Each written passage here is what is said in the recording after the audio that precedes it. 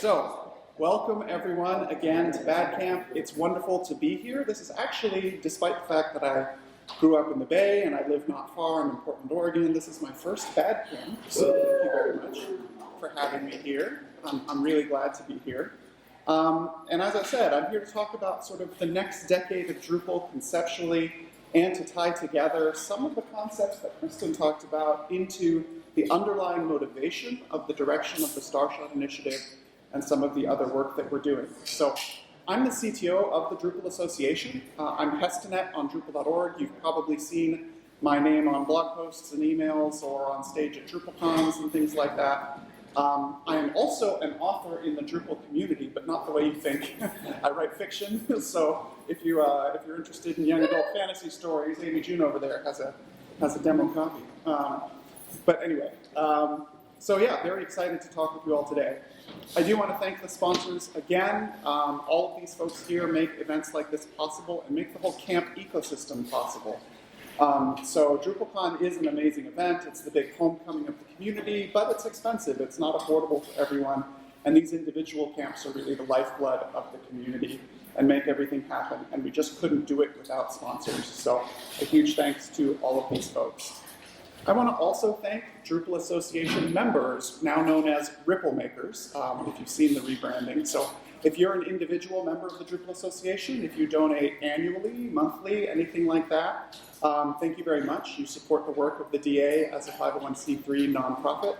And if you're interested in becoming a member, you can take a look here or look it up on Drupal.org. So I'm going to start off with a chart that looks not too dissimilar from some of Kristen's example charts of the history of Lego's successes and failures, perhaps. That is kind of the elephant in the room and top of mind, which is Drupal's usage statistics. So this is a public graph that's on Drupal.org, drupal.org/project/usage/Drupal. And it's our overall usage statistics for, this is roughly the past 10 years worth of Drupal usage. And you can see the tail end of Drupal 6 at the bottom there, the bulk of Drupal 7 in the middle, and the influx of modern Drupal. It's a bunch of different colors because every individual version within modern Drupal gets its own thing. And that might have us rightfully concerned. We are seeing a nice increase in the amount of modern Drupal, but an overall decrease in the total number of Drupal domains, right? This is a count of individual sites. It says nothing about their size or scale or where they are. And that has led a lot of people on social media, on LinkedIn, in person in conversation with me at DrupalCons to wonder, is the end nigh? I'm putting in this very provocative slide to talk about why it is absolutely reasonable to be concerned, why we should think like the Lego leadership from Kristen's presentation in that 1998 or early 2000s period, when they're looking at their data and wonder what happens next. What do we need to be doing from here to keep moving? And there's some reasonable counter-arguments. I'm not actually telling a doom and gloom story. That wouldn't be supported by the data.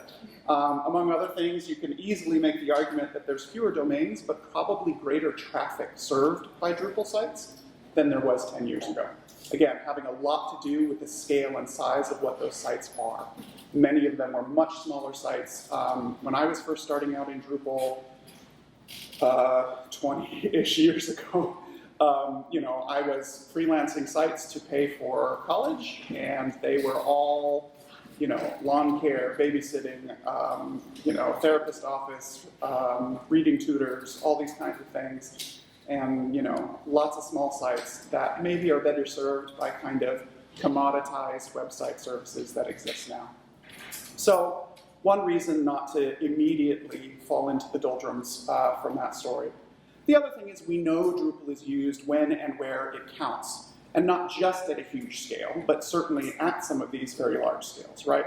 The United Nations, the European Commission, SFO Airport, although I think most of us came in from Oakland, the Children's Hospital in Los Angeles, government, higher education, nonprofits, smaller startups, technology firms, other open source projects or open source adjacent businesses. Red Hat runs all on Drupal. All of these sorts of things. And some very, very large Fortune 50 intranets that people can't talk about run on Drupal. And so there's some really important use cases and some really powerful things to be proud of. But we will admit, even if we don't say the end is nigh, that Drupal has lost some of its momentum. So fewer users are choosing Drupal because it is harder to use. Previously, this slide and a number of my slides are borrowed collectively from presentations from the Starshot leadership team. So I have to credit Dries, of course, Gabor, Lori, and others who've created some of this. I modified this one because it originally said Drupal is perceived as harder to use, but no, I think it's willing to admit it is harder to use in a lot of ways. I don't think we have to dance around that language. And it can appear less exciting than its competitors because, especially younger folks in coding boot camps and things like that, right? Everybody's on the JavaScript train. More recently, everybody's on the AI train, all these sorts of things. And maybe you're like, well, does a PHP-based CMS system feel like it has that energy to energize a new developer's career for the next 20 years? So it's a worthy question to ask and a worthy thing to evaluate. So what do we need to do to find our way as a community and to move forward from here and to take that step of refocusing on maybe what the core values of our community should be, again, in a similar way to what Kristen presented. So it's worth looking at history, 23 years of changing technology, and this is only up to 2020, so 4 more years here of what's going on. You'll notice some interesting factors like Drupal being older than MySpace, which is a hell of a thing when you think about it. Older than Tumblr, older than WordPress, older than SVG's 1.0 specification, RSS 2.0, all these things. And having existed and survived, the smartphones coming into play, like 10 years into Drupal's history, all of these things, huge amounts of change and huge amounts of regulatory changes as well, things like GDPR taking effect and things like that. And it's really interesting to note that probably 50% of the things on here were flash in the pan on a relative scale, right? So Drupal continues past the end of this chart, but about 50% of these other things have an end date somewhere here where you see. Or if not real, I think technically MySpace still exists, but let's be real. So I think this is important context just to know that the landscape of technology has already constantly changed throughout Drupal's history. Drupal has already had to adapt to that, and we're going to talk about upcoming changes in that landscape that we need to adapt to as well. It's worth also noting that Drupal.org has been online almost that entire time. The earlier part of that was drop.org, actually. And there's some screenshots of various histories of how Drupal.org looked, which makes it one of the oldest continuous operating websites that's out there, actually. And you see an evolution here that I'm going to come back to as well, which is on the far side of the screen from me, a very contributor-focused, software developer-focused, very sort of insular open source community-focused effort on what we're presenting. Probably up to even this design, which was still in use in 2014 or so. If you were someone saying, I've heard Drupal is good for my newspaper site, you'd get there and go, what? Excuse me, what's next? And so there's an element to this conversation that is not just about what capabilities Drupal can offer, but whether it can offer those capabilities to the people who need them. The fact that a developer can do it is not the same as the target audience being able to do it. Okay, so we'll modify our statement a bit. The end may not be nigh, but change is certainly nigh. And there's definitely some significant shifts and change in focus that we want to be thinking about. So here is a slide that talks about expected trends in the next decade of technology. Decade sounds like a long time, but now that I reflect on it, I've been working at the DA for a decade and it's gone by in a blur. So These are all things that are coming up on us very quickly or are already here. And this is sourced from the McKinsey Analyst Institute, Cambridge Open Academy, and things like that. And some of these are more or less relevant to the web. Some of them are especially less relevant. I'll highlight a few, right?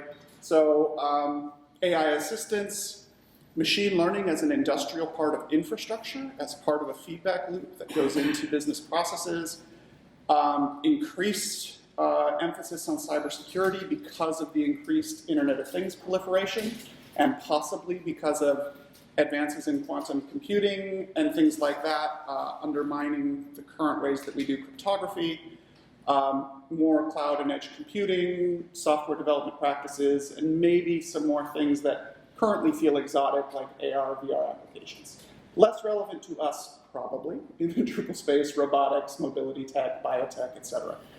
But these are the things that analysts, who are a class that I'm skeptical of in general, having done some of that work myself, but are certainly tracking right now and think we need to be aware of. And I want to make a point about that, because analysts are fixated on disruptive technology that facilitate value capture. That is hopefully the most corporate sentence I will ever say in my life, if I can manage it. And I want to provide a sort of visual metaphor for what this looks like.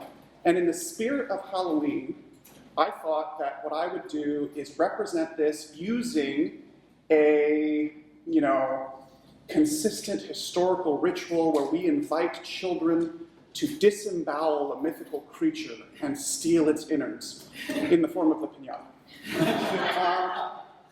So, what most of these disruptive technologies do, and what most of these sort of startup organizations and these people building these disruptive technologies do, is they take their disruptor in the form of a bat, and they smash open an established market full of value that has already been created, is already user value, is already things that exist, and suddenly create a situation in which there's a free-for-all fight to reorganize who owns this value.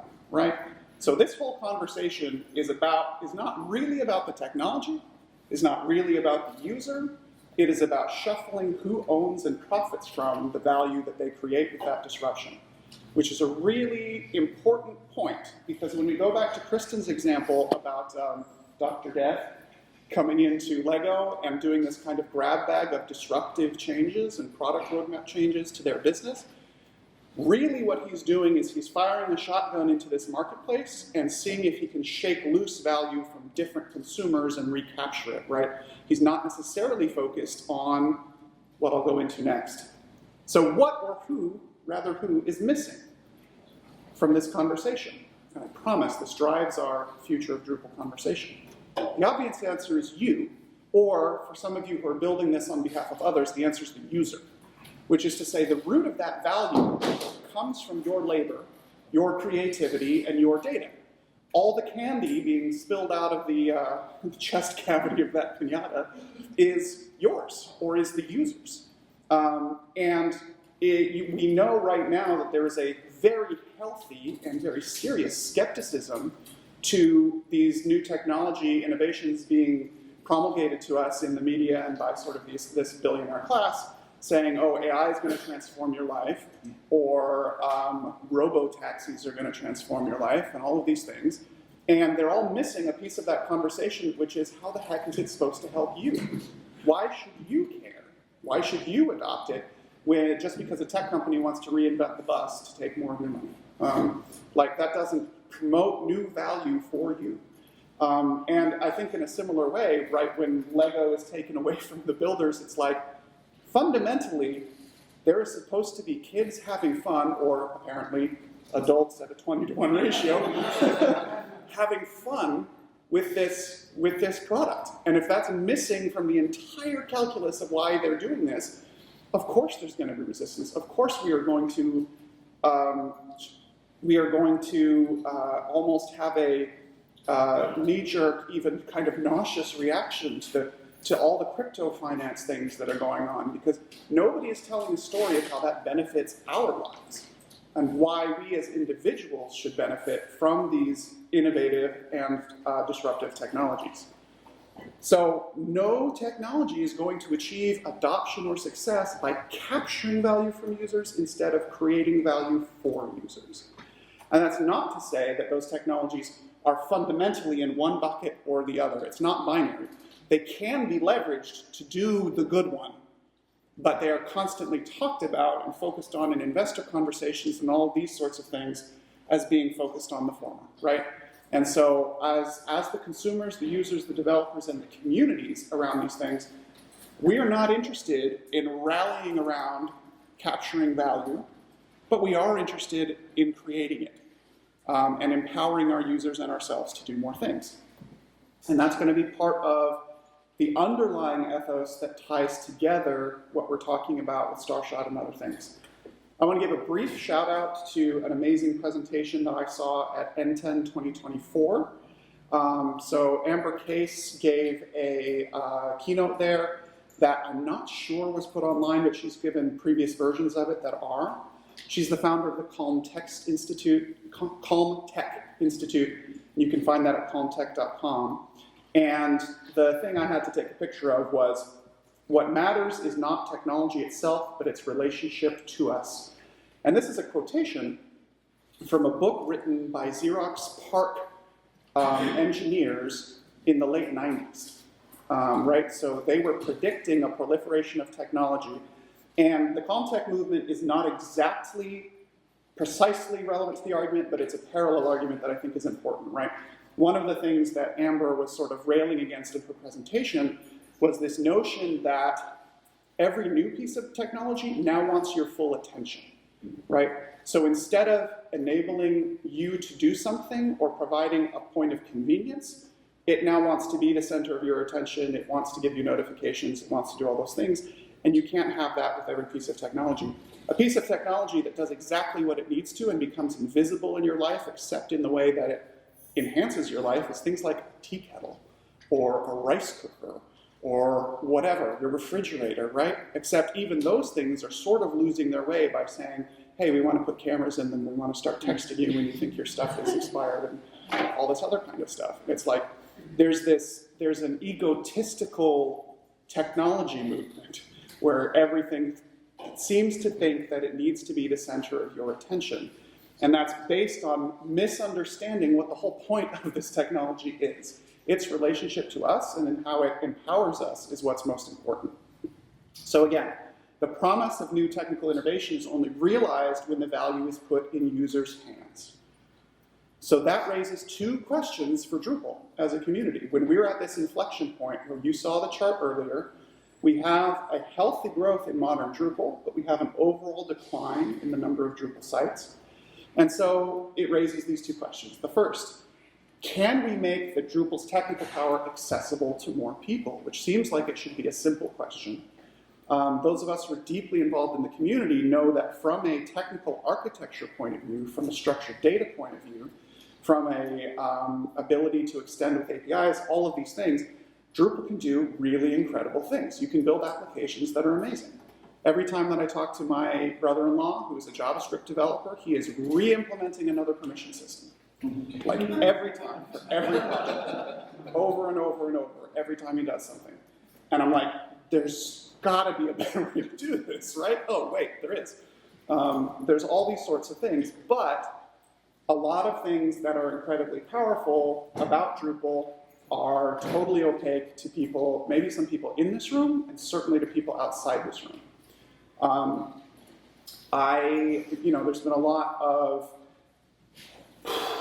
how to put this delicately, there's been a lot of conversation about the future of open source and the WordPress community and all those sorts of things. And I've recently seen some people talking about Drupal as a potential alternative, or at least as a different community.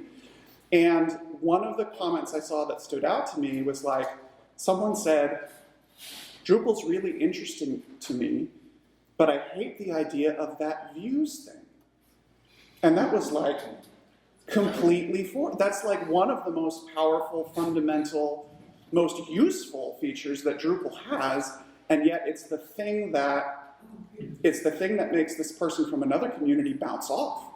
So somehow we have utterly failed in the educational or marketing side of promoting what Drupal can do on the subject of like what Views is capable of. Having a query builder that can create reusable, multiple kinds of ways of displaying content is incredibly powerful. And yet community outsiders, who are even technical community outsiders, think of it as a detriment in some cases rather than a positive competitive feature. So there's something we really need to do there. Secondly, can we democratize value rather than capture value with new technology, right? So AI is coming whether we like it or not. We can take a couple positions on it. We can head in the sand. We can let the use of AI be dictated centrally by these large startup or billion-dollar venture-funded companies. We could let them dictate to us how it is used.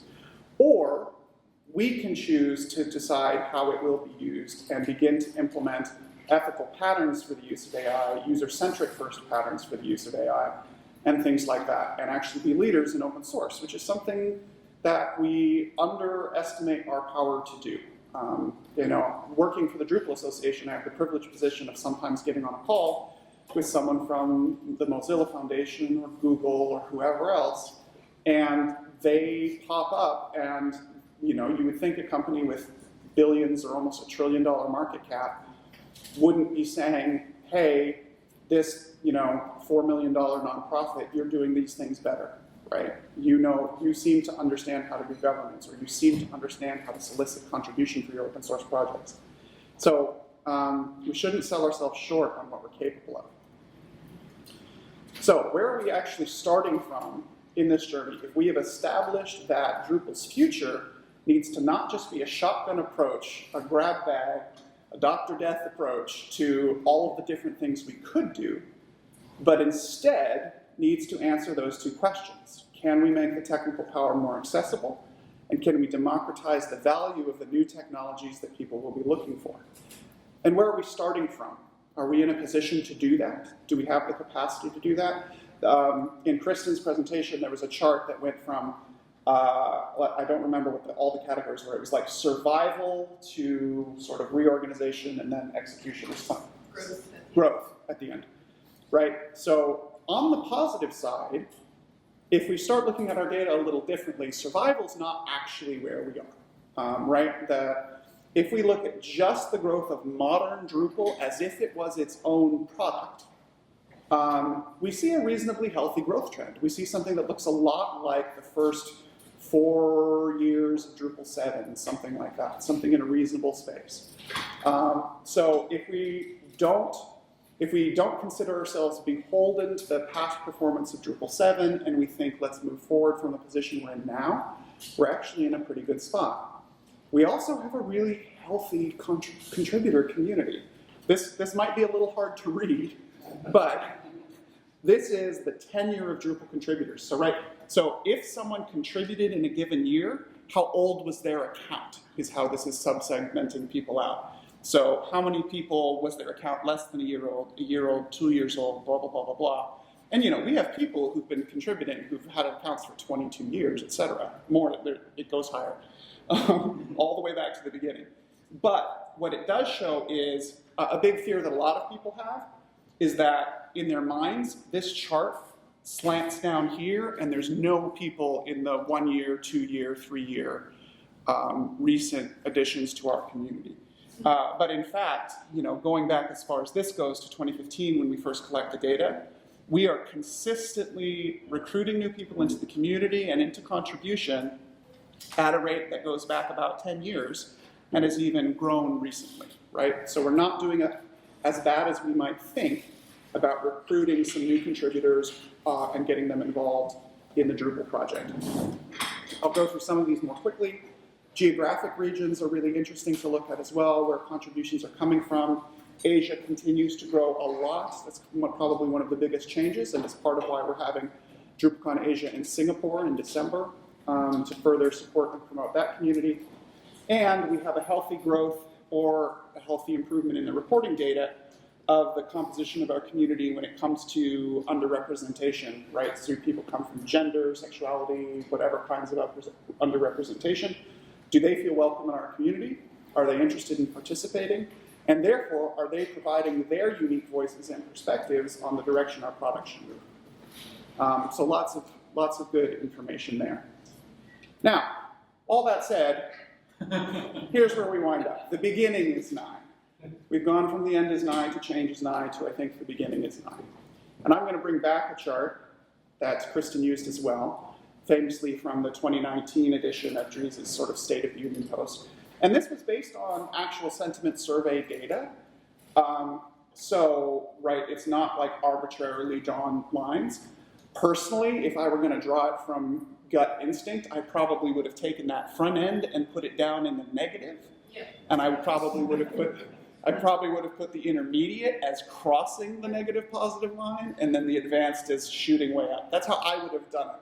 Now, the survey respondents didn't, which maybe means it's a little better than we think. But even so, I think it's an important thing to look at. And there's a really important point that I want to make. So I've actually gotten a lot of questions from folks who've seen early information about Starshot about whether or not the focus of Starshot on ease of use, on kind of empowering that site builder and all those things, suddenly means that the teeter-totter swing the other way on the enterprise scale, right? As if being easy to use is somehow not enterprise, or is somehow not technologically sophisticated, or is somehow going to undermine the developer situation. And to be fair, I understand that instinct comes from ways that can really happen. In other sort of technology products, I mean, if we look at the very off-the-shelf website builders, right, they do kind of make that trade-off. They give you, they use WYSIWYGs to stuff a bunch of not very well-formatted HTML into a body field, and yeah, that's not technically sophisticated, but it is easy. But we don't have to do that to make it easy. We do not have to dumb down the structured data and other things of our content. So our goal is not to change the tilt. The goal is just to flatten this out and raise that bottom level across the end, right? And what's preventing us from getting there? Well, most sites, right, you can't use core by itself. I mean, maybe someone can, but you can do very little by yourself with just core, right? At minimum 20 to 100 extensions. Most of this is targeted developers. Core itself moves relatively slowly, although increasingly quickly lately, which is really, really powerful. And more importantly, when you need these 20 to 100 extensions, you need to know a lot to decide which ones are actually the ones that you want. There's a lot of competition between extensions, but there's also just how would you know that, oh, everybody installs meta-tag, or everybody installs token, or like all sorts of things like that. There's things that are inside baseball. So this is where we get to Drupal Starshot. I am going to go in a little bit more detail than Kristen, but not a huge amount more in the interest of time.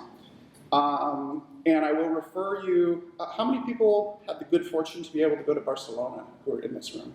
Not too many, so that's good. So I won't be covering too many things. How many managed to see the Dries Note recording so far? A few more, okay. So a lot of this is for the benefit who saw neither, and I encourage you to check out that recording, because it's probably one of the best Dries Note keynotes in 10 years in terms of presenting a vision for Drupal. So, right, the vision is site builders without Drupal experience, a very key phrase, can easily build and launch Drupal sites, right? So what will be in Drupal CMS, which is the actual product name for what the Starshot initiative seeks to create, right?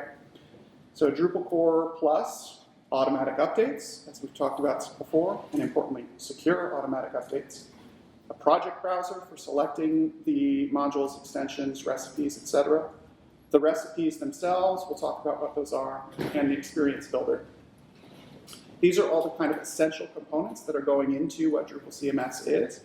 And by the way, again, in 10 years of working for the DA and about 19 years of being in the Drupal community, I've never seen something go this fast. It's kind of remarkable that 4 months in, We have working demos you can use in your browser, and in another 4 months, we'll probably have a successful 1.0. It's wild. So automatic updates, right? Its job is to securely update Drupal. This is, in some ways, an easy problem to solve, and in some ways, a hard problem to solve.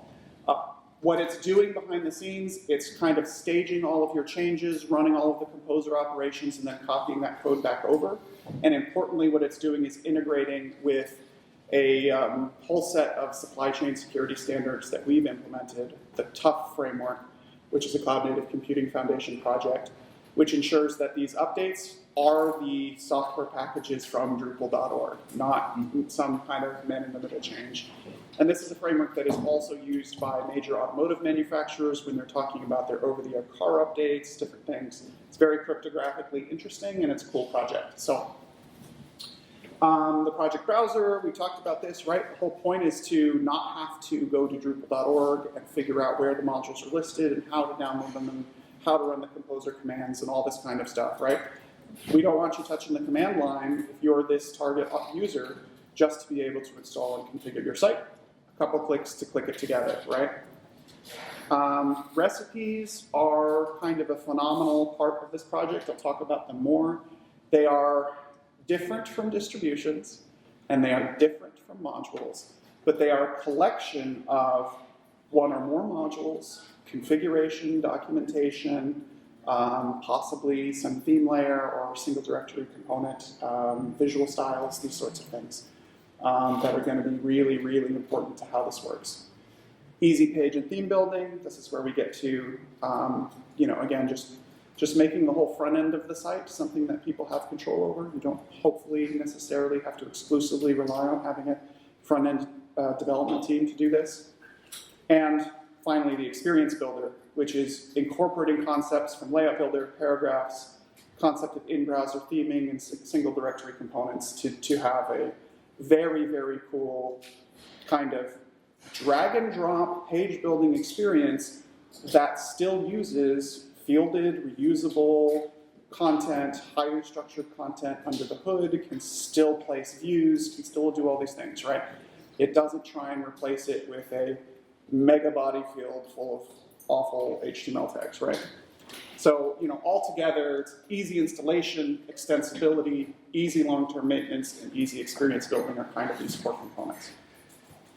And, compared to core, Starshot's built on core. That's the whole point. Core is an essential foundation for anything that we want to do with Starshot, but Starshot is going to implement new best practices, do a faster innovation cycle, be willing to pay a slight quality cost, right? So we're willing to say, this thing is more experimental, it should still be production ready, but maybe it doesn't cover the full suite of every core gate for a fundamental core feature. And maybe that's because, unlike some core features, it doesn't have to prove that it's meant for sort of every use case and things like that. And it's going to be very focused on this persona who we want to be able to build these sites and use everything that is powerful about Drupal, right? We're not hiding that or disregarding that, but use everything that's powerful about Drupal by abstracting it away from the command line, from complicated UIs, and all of these things. So we want to be embracing this new technology with humans in the loop. Now I'm going to go back to the McKinsey and Cambridge Open University prognostications. I'm picking just a few of them, but we're talking about AI assistance, cloud and edge computing, next-gen software development, cybersecurity. Here are some ways, some capabilities that are being looked at in the Drupal Starshot effort that are addressing these prognostications. But like I said, we're not doing them for their own sake. We have to prove they have a value to that end user. So I'll talk through a few of these here. I think I'm actually managing to do okay on time, given my huge number of slides. Okay, so all together now, what does this look like? And again, I'm going to be referencing some slides that you may have seen in the Dries note, but I'll be going through them in sort of a summary format. So one of the first key elements, right, is new branding on Drupal.org and speaking to the audience we're trying to capture. We are not going to be successful if we do not talk to the users that we want to be part of our community, and that's going to be crucial. Related to that, a trial experience. You can already go to drupal.org/starshot and start a trial of the Starshot in-progress codebase purely in browser. You do not have to set up a server. You do not have to set up a hosting environment, any of this stuff. It uses WebAssembly and does all of that in a browser session. And it stores it in local storage, so you can even resume your previous work as long as you have cleared that out, all that kind of stuff. Works in everything except Safari and iOS at the moment. We're trying to figure that out. But it's amazing because to try Drupal is now a click. It is not, oh, here's how you install a LAMP stack, or here's how you install a Docker image, or here's how you use a company who has hosted this to spin something up for you after you give them your data or a credit card, right? It's a one-click way to try this. It's really important. The way that we use these recipes, right? It's not enough to say, hey, we want a recipe that gives you all the SEO tools you could want, or all the analytics tools you could want, or all the AI tools you would want. It doesn't matter if those exist, if they're not easy to find, and if they're not presented in a way that makes them easy to select, right? So the installer itself is going to prompt users for what some of their goals are. Do you need multilingual support or extra accessibility tools or things like that, right? And we're bundling certain recipes, right? So there's a variety of ones that I talked about. An events recipe was demoed in the Dries note as a case study in showing how it's not just installing a module, it's not just, and then, let me put it differently, it's not just installing a module and then you're on your own to figure out how you configure it, how you make the content, where the documentation lives, right? Can bundle that all together. We need overall documentation for this itself, right? We can't get people to adopt this without world-class documentation. That's going to be a really important part. And then getting to those disruptive technologies that, again, could be capturing value instead of creating value is how we're approaching the AI side of things. So it starts with a responsible AI policy. This is much more detailed. You can find blogs by Dries or more information in the Dries note. It includes human in the loop, transparency, no lock-in to a specific language model, and promoting, in general, within open source, responsible AI principles. And that allows us, starting from those principles, to do some really cool things. And this is where I seriously encourage you to watch some of those demos from the Dries note highlights. So AI for site building. There are some incredible examples that were shown with working code, not production-ready code, but they were not mock-ups. They were not like fakes demos of using an AI assistant to ask it to change content types, to ask it to add fields, configure them, to ask it to create taxonomies, and source the taxonomy data from external data sources, and even for some content creation stuff, right? So when you check out the demo, you'll see this scenario where our hypothetical user is asking questions. And again, it renames a content type, it adds an image field, it configures that image field, it looks up the top 20 wine regions in Europe, creates a taxonomy for what those regions are, and adds that taxonomy to the content type so that this person who's building kind of a wine tours travel site has all of those things in their like standard wine tour content type. And this is done by an extensible system of building AI agents to do certain sorts of things, right?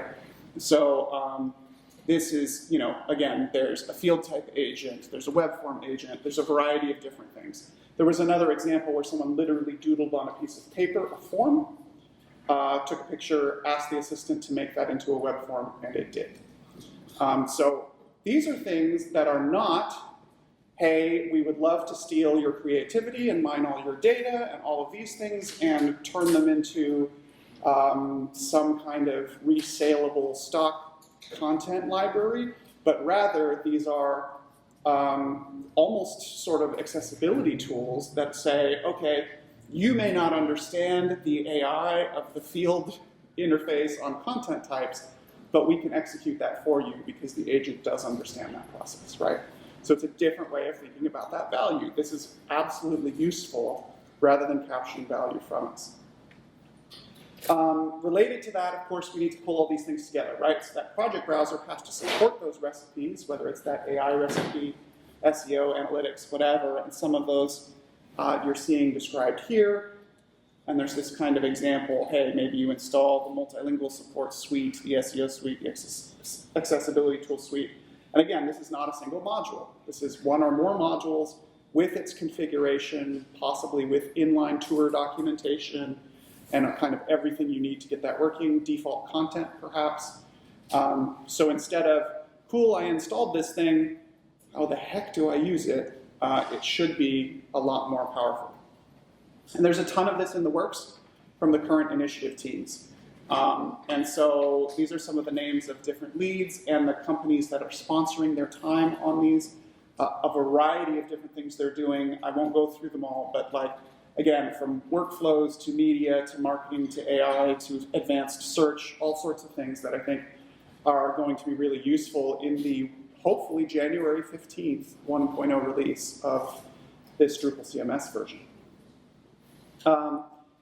And we already spoke to AI assisted, well, actually, we didn't quite speak to this. So even further capabilities, AI-assisted content migration and page creation as a whole, right? Which could be very, very interesting. It would be an interesting situation to be like, hey, I have an existing website. Can an agent say, please make me a Drupal version of that website and import all that content and put it into structured fields? And it probably won't do everything perfectly, but it may be able to, rather than the current fairly laborious process of creating a lot of custom migration templates based on a CMS and version and what it has installed, it may be able to do a lot of that for you, or at least maybe it can bootstrap making that migration template. So maybe it can help us get ahead of the game there. So there's some cool things under discussion there. I'm not totally ready to share yet. But I mentioned the experience builder because I think one of the most fundamental points of value for Drupal CMS won't really be delivered until this is part of it. And this is not scoped for the 1.0 release on January 15th, but it is scoped to come sometime, basically whatever the 2.0 schedule is. We don't have the exact date yet. But this is that concept I mentioned earlier. This is not a moving demo. You'll see that again in the Dries note if you take a look, where this may remind you of Layout Builder. Some of the sort of subsettings and other components may remind you of paragraphs. There's a number of different concepts here.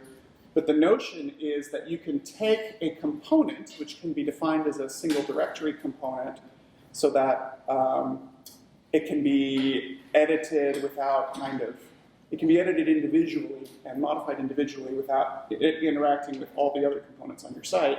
Can be dragged and dropped around, can be edited, can create this sort of visual web editing, which you're probably more familiar with from things like Wix and Squarespace and those really low commodity market kinds of editors. And again, just because we have that capability doesn't mean we're dumbing down what's underneath. These are all still fieldable content. They all have metadata. They can be remixed into views, all of those sorts of things, right? It's just creating a user interface that makes that accessible to a user in a very natural way. So a little bit more is going on. There's some reactification of the admin UI, which is going to be useful for perhaps real-time saving of content, for just more modern user interactions and fields, things like that. So how are we supporting this as a community, or in particular as the Drupal Association? I'm going to go quick because I'd love to have some question time, but I don't think I will. So the Drupal Association strategic plan includes product marketing, including on new.drupal.org, which again has an issue at the top where you can provide feedback on that preview of the new design. There's already a lot of feedback and some changes in progress. More tools for contributors, right? We need the contributors to be comfortable with everything they need to help us build this, right? So we are going to have, hopefully fairly soon, maybe by Starshot 1.0, the issues on GitLab rather than on Drupal.org with all the Kanban boards and all that stuff. We're importing them all over, including the metadata, including the historical issues, all of those sorts of things, and retaining the credit system, which is unique to our community, even though we're going to be using GitLab for issues. And Drupal Association itself is revamping its brand and its presence, because we want to be able to, for example, talk to large language model providers and say, hey, Drupal CMS intends to ship with some of these AI capabilities to support this. If you would like to be the default choice or the whatever, we want to take that Mozilla Firefox model, right? Where the search engine who wants to be the default in Firefox helps fund Mozilla, right? And so if we can do that, but without taking away choice or selection, it might make a sea change in how we can fund the community through our resources. So related to that, I'll skim quickly. We've had goals of increasing the number of contributions to Drupal, and we've basically exactly hit, based on projections, what our 2024 goal was, which was pretty ambitious. We'll have to work harder still to make our 2025 goal, but that's a good sign that we've been able to accelerate, kind of increase that hockey stick contribution to strategic initiatives. One of our goals was from 2022 to 2025, we wanted to double makers as defined as Drupal certified partners. We've basically already done that, actually.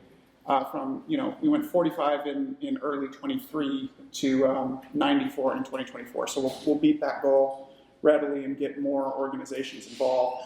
And we also want to bring new leadership into Drupal. So in 2024, we added 14 new leaders. Now, this is not all the leaders of everything in Starshot. There's more than 30 people leading Starshot initiatives.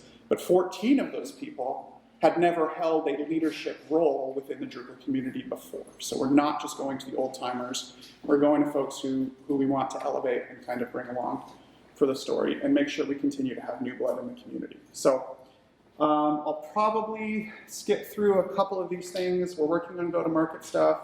We're really proud of Drupal certified partner commitments. So far, they've committed more than 20,000 hours of sponsored time. That's huge. That's great. And they're sponsoring all of these tracks that are part of Starshot today, and this isn't even the latest and most up-to-date. And at Singapore, there will be a whole new set of post-Drupal CMS 1.0 tracks for the next wave of features being presented. So, additionally, I mentioned it earlier, it's not useful unless we have documentation that expires. So one of the things the DA is trying to do is foster creation of gold standard documentation, get an editor-in-chief, and implement Docs' code style documentation on Drupal.org rather than wiki style. And finally, one of the really big elements of this is choosing the right moment to reintroduce Drupal to the world. So there's a lot of people who are inside already know Drupal, but there's a lot of people outside our community who established their opinion of Drupal 15 years ago, 10 years ago, 5 years ago, who knows? And they think they know what Drupal is now. And they think they know what Drupal will be after Drupal CMS comes out. And we have to be very careful and very deliberate about when we ask them to pay attention, because we can probably only ask them once. So do we ask them on January 15th with the 1.0? Or do we ask them in July when Experience Builder is further along? How many external events do we go to? All of these things. So lots of questions. So further here in terms of how to get involved, you saw this on Kristen's slides as well. There's a Starshot initiative page which has a lot of useful information. There are some key areas: Experience Builder, more recipes. If you do have background in AI, project browser or documentation, these are some, but not even close to a comprehensive list of ways you can help. And then in terms of the schedule, a release candidate is targeted for DrupalCon Singapore, which is December 11th. So we're expecting to have the RC then and be in the RC to release phase from Singapore to roughly Drupal's birthday, January 15th, 2025. So here's where I would take questions, but what I'm going to suggest instead, in the interest of time, is that you bring those questions to the Starshot Summit tomorrow if you want to join that conversation, because I think that would be a great way that we can talk about all of those things. So thank you very much for your time. I really appreciate it.